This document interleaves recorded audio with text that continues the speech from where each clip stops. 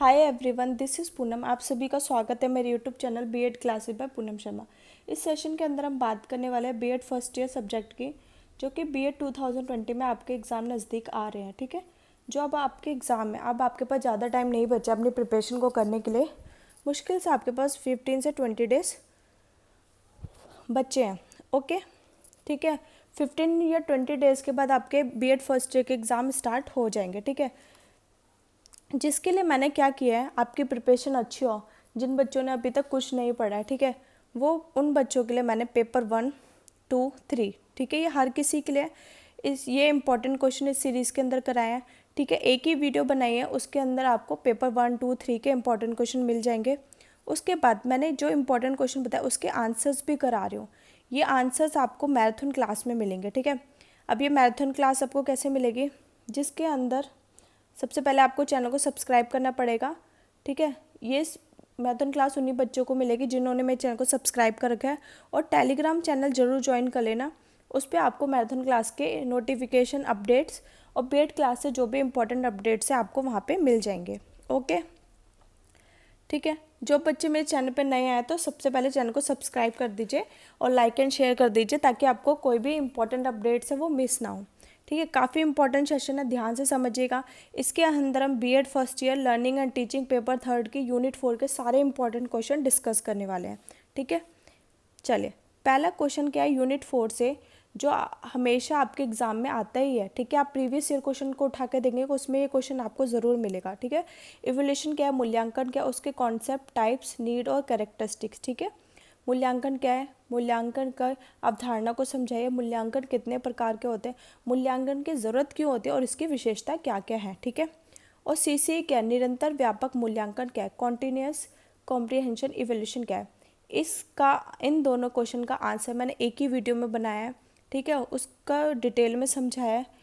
Okay, तो इसका जो आंसर है वो मैं डिस्क्रिप्शन बॉक्स में लिंक डाल दूँगी, आप वहाँ से चेक कर लेना। ठीक है, जैसे कि क्वेश्चन नंबर 1 है उसका, ठीक है, आंसर डालूंगी, जैसे आप उस आंसर पे क्लिक करोगे आपको वो आंसर्स मिल जाएंगे। ओके, चलिए, क्वेश्चन सेकंड हमारा है third, grading system. Grading system क्या है और इसके टाइप्स कौन कौन से हैं, ये भी क्वेश्चन का आंसर मैंने डिटेल में समझाया है। ठीक है, इसका आंसर भी मैं डिस्क्रिप्शन बॉक्स में डाल दूंगी, आप वहाँ से चेकआउट कर सकते हैं। ठीक है, आज का जो हमारा टॉपिक है ऑब्जर्वेशन मेथड। ठीक है, आज हम इस टॉपिक को कवर करेंगे। ठीक है, इसके अंदर हम उसके बाद हमारी ये यूनिट 4 कंप्लीट हो जाएंगे। ठीक है, ऑब्जर्वेशन मेथड बहुत इंपॉर्टेंट मेथड है। ठीक है, इसमें हम मीनिंग पढ़ेंगे, टाइप्स पढ़ेंगे, स्टेप्स पढ़ेंगे और कौन कौन सी मेरिट और डिमेरिट्स है, इसको हम अच्छे से डिटेल में समझेंगे। इंपॉर्टेंट सेशन है, ध्यान से समझिएगा, कोई भी पॉइंट मिस मत करना। ये क्वेश्चन हमेशा आपको एग्जाम में देखने को मिलता है। ठीक है, और ये क्वेश्चन आपका एग्जाम में लॉन्ग में आता है 16 मार्क्स का। चलिए, आज का सेशन हम स्टार्ट करते हैं। जो आज का सेशन है ऑब्जर्वेशन मेथड। ठीक है, ऑब्जर्वेशन मेथड होता क्या है, अगर मैं आपको सिंपली भाषा में बताऊं, ठीक है, स्टडिंग ऑफ ह्यूमन बिहेवियर। ठीक है, जैसे स्टडी ऑफ एक्सटर्नल बिहेवियर, किसी भी जो भी स्टूडेंट है उसके बिहेवियर को जानना ही क्या कहलाता है, ऑब्जर्वेशन मेथड। निरीक्षण मेथड भी बोलते हैं, अवलोकन मेथड भी इसको बोलते हैं। ठीक है, ये मेथड क्यों यूज़ किया जाता है, जिससे एक टीचर स्टूडेंट लर्नर के बिहेवियर को पता लगा सके। कि एक टीचर को स्टूडेंट का बिहेवियर पता होना बहुत ज़रूरी है, ताकि वो स्टूडेंट को पढ़ा सके और लर्नर के अकॉर्डिंग टीचिंग मटेरियल यूज़ करे और टीचिंग लर्निंग मेथड यूज़ करे। ठीक है, अब आप बोलोगे मैम ये क्यों ज़रूरत पड़ी इसकी। ठीक है, अगर टीचर को अपनी टीचिंग इफ़ेक्टिव बनानी है तो लर्नर का बिहेवियर पता होना बहुत ज़रूरी है, कि उसकी मेंटल कंडीशन क्या है। ठीक है, वो किस चीज़ पे रिस्पॉन्स कैसे करता है। ठीक है, ये सब आपको पता होना बहुत ज़रूरी है। ठीक है, तो ऑब्जर्वेशन क्या है इसको समझते हैं। ऑब्जर्वेशन निरीक्षण विधि अनुसंधान की एक महत्वपूर्ण विधि है। निरीक्षण शब्द अंग्रेजी भाषा के ऑब्जर्वेशन शब्द का एक पर्यायवाची, जिसका अर्थ होता है देखना, अवलोकन करना और निरीक्षण करना। ठीक है, आप देखकर बच्चों के बिहेवियर को ऑब्जर्व करते हैं। ठीक है, निरीक्षण विधि व्यवहार के अध्ययन करने की एक सुविधाजनक विधि है। व्यक्ति बच्चों के बाह्य व्यवहार को निरीक्षण कर उनकी मानसिक प्रक्रियाओं और व्यक्तित्व संबंधी आंतरिक विशेषताओं का अध्ययन अनुमान लगाने के लिए किया जाता है। ठीक है, हम निरीक्षण का कार्य करने के लिए अपने सभी 5 इंद्रियों का प्रयोग कर सकते हैं। ठीक है, अब कौन कौन सी महत्वपूर्ण परिभाषा है, चार्ल्स गिड के अनुसार निरीक्षण विधि उस मार्ग को दर्शाती है जिस पर चल के सत्य की खोज की जाती है। गुड तथा हार्ट के अनुसार विज्ञान निरीक्षण से प्रारंभ होता है और अपने तथ्यों की पुष्टि के लिए अंत में निरीक्षण का ही सहारा लेता है। ठीक है, अब निरीक्षण विधि में होता क्या है, एक जो ऑब्जर्वर होता है, ठीक है, जिसका ऑब्जर्वेशन हो रहा है उसको क्या बोलते हैं हम, सब्जेक्ट। ठीक है, जो जिसका ऑब्जर्वेशन हो रहा है, जो ऑब्जर्वेशन कर रहा है उसको हम बोलते हैं ऑब्जर्वर। ठीक है, निरीक्षक। ठीक है, तो वो क्या कर रहा है, जिसका ऑब्जर्वेशन हो रहा है उसको हम क्या बोलते हैं, सब्जेक्ट। ठीक है, अब ये ऑब्जर्वेशन कहीं भी हो सकता है। ठीक है, क्लास में बैठा है ऑब्जर्वर, वो तब कर रहा है बच्चे का ऑब्जर्वेशन। ठीक है, तो अब हम पढ़ते हैं इसके कौन कौन से टाइप्स होते हैं ऑब्जर्वेशन के, निरीक्षण के प्रकार। जैसे फॉर्मल, इनफॉर्मल, पार्टिसिपेंट और नॉन पार्टिसिपेंट। फॉर्मल औपचारिक, इनफॉर्मल अनौपचारिक, पार्टिसिपेंट सहभागी और नॉन पार्टिसिपेंट असहभागी। ठीक है, फॉर्मल में क्या होता है, जो इसका ऑब्जर्वेशन होने वाला है उस सब्जेक्ट को पता होता है। सब्जेक्ट मीन्स स्टूडेंट या लर्नर, उसको पता होता है कि आज मेरा ऑब्जर्वेशन होने वाला है। ठीक है, तो वो उसके लिए क्या करता है, तैयारी करता है, प्रिपरेशन करता है। इनफॉर्मल, ठीक है, और सब्जेक्ट को पता नहीं होता कि इसका ऑब्जर्वेशन होता है, जैसे हमारा सप्राइज टेस्ट ले लिया मैम ने। ठीक है, पार्टिसिपेंट सहभागी, बट इसके अंदर क्या होता है, जो ऑब्जर्वर होता है, निरीक्षण करता होता है, स्वयं उस समूह का या ग्रुप का सदस्य बन जाता है और उस समय पार्टिसिपेट करता है। ठीक है, नॉन पार्टिसिपेट, इसमें सब्जेक्ट को पता नहीं होता कि इसका ऑब्जर्वेशन हो रहा है। ओके, इसको हम डिटेल में पढ़ते हैं। समझ आया आपको, फॉर्मल और इनफॉर्मल, पार्टिसिपेंट और नॉन पार्टिसिपेंट।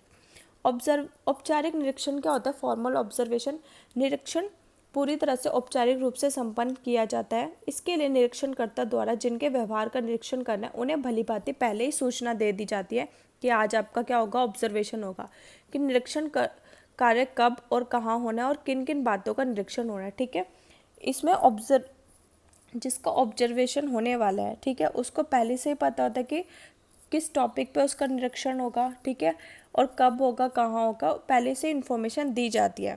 ठीक है, इसके अंदर वो जो जिसका ऑब्जर्वेशन होने वाला है, ठीक है, उसको सब कुछ पता है, तो वो क्या करेगा,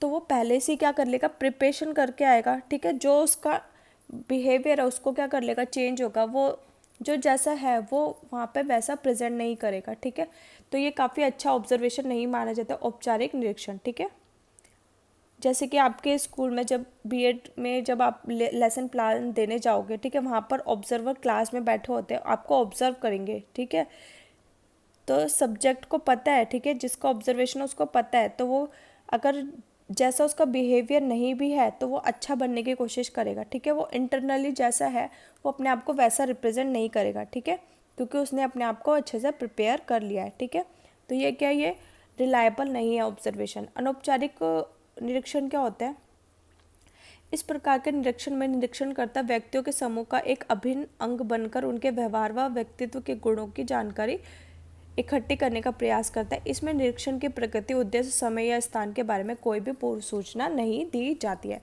जो ऑब्जर्वर है, ठीक है, निरीक्षण करता है, सब्जेक्ट को पता ही नहीं होता कि उसका आज ऑब्जर्वेशन होने वाला है। ठीक है, तो वो अचानक से हो जाता है। ठीक है, जो सब्जेक्ट होता है वो पहले से उसको पता नहीं होता, तो ये क्या, फुल रिलायबल है, इसको सबसे अच्छा ऑब्जर्वेशन माना जाता है। ठीक है, जो जो वो वैसा है सब्जेक्ट, ठीक है, जो लर्नर है, जो जैसा है वो अपने आप को वैसे ही रिप्रेजेंट करेगा। ठीक है, सहभागी निरीक्षण क्या होता है, पार्टिसिपेंट ऑब्जर्वेशन क्या होता है, इसके अंदर क्या होता है, जो कोई भी ऐसे एक्टिविटी चल रही है वो ऑब्जर्वर हो जो होता है, निरीक्षण करता होता है, वो उस एक्टिविटी में क्या करने लगता है, पार्टिसिपेट करने लगता है, और पार्टिसिपेट करने के साथ साथ ऑब्जर्व भी करता रहता है। ठीक है, इसी को क्या बोलते हैं, सहभागी निरीक्षण। इस विधि में निरीक्षणकर्ता स्वयं उस समूह का सदस्य बन जाता है जिस समूह में इसे निरीक्षण करना है। समूह के सदस्यों को यह पता नहीं होता है कि वह निरीक्षण करता है। इस विधि में निरीक्षणकर्ता को दोहरी भूमिका निभानी पड़ती है, इस समूह के सदस्य की और दूसरे निरीक्षणकर्ता के। और सहभागी निरीक्षण क्या होता है, नॉन पार्टिसिपेंट। ठीक है, सब्जेक्ट को कोई पता नहीं है कि कोई आइडिया नहीं है कि उसका आज ऑब्जर्वेशन होने वाला है। ठीक है, इस प्रकार के निरीक्षण में निरीक्षणकर्ता व्यक्ति विशेष की क्रियाओं व्यवहार क्षेत्र में अपने आप को छुपाकर उनका निरीक्षण करता है, ठीक है। उन्हें यह पता नहीं चलने देता कि उनका ऑब्जर्वेशन हो रहा है। इस कार्य के लिए ऑब्जर्वर किसी ऐसे स्थान का चुनाव करके अपना निरीक्षण कार्य करता है कि उसे कोई देख ना सके, जैसे गुप्त कैमरा लगा दिया, वीडियो रिकॉर्डिंग, ऑडियो रिकॉर्डिंग आदि का प्रयोग किया जाता है, ठीक है। निरीक्षण की क्या क्या विशेषता है, कैरेक्टरिस्टिक्स ऑफ ऑब्जर्वेशन। जो ऑब्जर्वेशन किया जाता है उसकी क्या क्या विशेषताएं हैं उसको बताइए। निरीक्षणकर्ता स्वयं अध्ययन क्षेत्र में जाकर स्वयं प्रत्यक्ष निरीक्षण के द्वारा विषय के संबंध में सूचना को इकट्ठा करता है। जो ऑब्जर्वर होता है वो जहाँ पे जिसका ऑब्जर्वेशन करते हैं वहाँ पे वो खुद जाता है और डायरेक्टली करता है। निरीक्षण सदैव उद्देश्यपूर्ण होता है, ठीक है। ऑब्जर्व करने का कोई उद्देश्य तो होगा कि बेमर्जी से तो नहीं कर रहे होंगे, ठीक है। निरीक्षणकर्ता अपने किसी उद्देश्य को पूर्ण करने के लिए ही ऑब्जर्व करता है, ठीक है। इसमें निरीक्षण करता बहुत ही सूक्ष्म रूप से, ठीक है, बहुत छोटे छोटे चीज़ों का निरीक्षण करके अपना निरीक्षण समाप्त करता है। इस विधि द्वारा प्राप्त परिणाम जो भी रिजल्ट आता है वो एकदम शुद्ध तथा वैज्ञानिक होते हैं और विश्वसनीय होते हैं, रिलायबल होते हैं। इसमें सामूहिक व्यवहार का अध्ययन भी किया जाता है। ज्ञानेंद्रियों की सक्रियता को बढ़ाता है ये। अनियंत्रित निरीक्षण विधि का मुख्य गुण यह है कि व्यवहार का अध्ययन प्राकृतिक परिस्थिति में होता है, ठीक है। जो नेचुरल सिचुएशन है उसमें ही होता है, जिससे उनमें कृत्रिमता नहीं रहती है, कोई भी आर्टिफिशियली नहीं रहती है। निरीक्षण विधि के दोष या कमियां क्या है, डिमेरिट्स ऑफ ऑब्जर्वेशन मेथड, ठीक है। क्या क्या डिमेरिट्स है इसके, उसको हम जान लेते हैं। जो विशेषता है वही आपके गुण बन जाएंगे और इसके हम डिमेरिट्स को पढ़ लेते हैं। दूसरों को अपने समान समझना। कभी कभी ऑब्जर्वर क्या करता है, जैसा वो खुद है उसको अपने हिसाब से समझ लेता है, ठीक है। पक्षपात भी हो सकता है, प्रयोज्य का दिखावटी व्यवहार भी होता है। अभी मैंने आपको बताया फॉर्मल जो ऑब्जर्वेशन होता है उसके अंदर क्या होता है, ठीक है। पहले से बता दिया जाता है कि सब्जेक्ट को कि आज आपका ऑब्जर्वेशन होगा, तो वो दिखावटी व्यवहार कर सकता है, ठीक है। एक ही व्यवहार का कई मनोदशाओं का प्रतीत होना, ठीक है। व्यवहार का अस्पष्ट होना, कभी कभी व्यवहार का क्लियर नहीं हो, पता नहीं चलता कि इस बंदे का एक्चुअल में है क्या नेचर ये, ठीक है। उसको यही क्या हो जाएंगे, आपके दोष हो जाएंगे। निरीक्षण विधि के विभिन्न पद या चरणों की व्याख्या कीजिए, ठीक है। ऑब्जर्वेशन मेथड के स्टेप्स कौन कौन से उसको हम देख लेते हैं जल्दी से, ठीक है। पहले हमें क्या, उपयुक्त योजना बनाना, टू मेक प्रॉपर प्लान, ठीक है। कि हमें किसका ऑब्जर्वेशन करना है, किस चीज़ को ऑब्जर्व करना है, उसका एक पूरा क्या करना, प्लान करना, ठीक है। किस तरह की सिचुएशन करनी, क्रिएट करनी है, कौन इन्वॉल्वमेंट रहेगा इसका, ठीक है, उसको देखना। हाउ, अगर कोई भी एडवर्स सिचुएशन आ जाए, ठीक है, जैसे कि कोई भी हम किसी बच्चे का ऑब्जर्वेशन, अचानक से उसका फ्रेंड आ जाए, ठीक है, तो उस कंडीशन में हम क्या करेंगे, ठीक है। कोई भी एडवर्स सिचुएशन आ जाए उसमें हमारा ऑब्जर्वेशन कैसा रहेगा उसको भी ध्यान में रख के योजना बनाना, ठीक है। जो भी हमारे ऑब्जर्वेशन हो वो एकदम मोर रिलायबल हो, ठीक है। छात्र के व्यवहार का निरीक्षण करना, to observe the behaviour of student, ठीक है, ठीक है। जो हमें छात्र का व्यवहार है उसको बस एक ही बार नहीं ऑब्जर्व करना, कम से कम हमें 2-3 बार ऑब्जर्व करना चाहिए, ताकि जो रिजल्ट निकले वो एकदम रिलायबल हो, ठीक है, हम उस पर विश्वास कर सके, ठीक है। एक बार ऑब्जर्व करके उस पर हम क्या विश्वास नहीं कर सकते हैं, ठीक है। फिर जो भी हमने निरीक्षण किया, ठीक है, जो भी हमने नोट बनाए उसका फिर हमें क्या करना है, विश्लेषण कर, एनालाइज करना, ठीक है। फिर व्याख्या और सामान्यीकरण करना, फिर जो भी रिजल्ट आएगा उसकी व्याख्या करना और उसको जनरलाइज करना, ठीक है। आज का टॉपिक हमारे यहीं ओवर होता है, ठीक है। इसके अंदर मैंने आपको क्या क्या पढ़ा दिया है, मीनिंग बताई, डेफिनेशन बता दिए, ठीक है, स्टेप्स पढ़ा दिए, इसमें कैरेक्टरिस्टिक्स, मेरिट और डिमेरिट्स, ठीक है। ये इस टॉपिक से बाहर और कुछ नहीं आएगा, काफ़ी इंपॉर्टेंट टॉपिक है, इसको ध्यान से एक और बार इसको पढ़िएगा। और इसके आज का जो आपका होमवर्क है, ठीक है, यूनिट 4 लर्निंग एंड टीचिंग के जितने भी इम्पोर्टेंट क्वेश्चन कराए हैं उसके आंसर्स आपको अपनी नोटबुक के अंदर करने हैं, ठीक है। यही आपका होमवर्क है। चलिए आज क्लास को यहीं पर ही सेशन को ख़त्म करते हैं। अगर आपको मेरा सेशन पसंद आता हो प्लीज़ कमेंट बॉक्स में ज़रूर बताया कीजिए। Thanks for watching.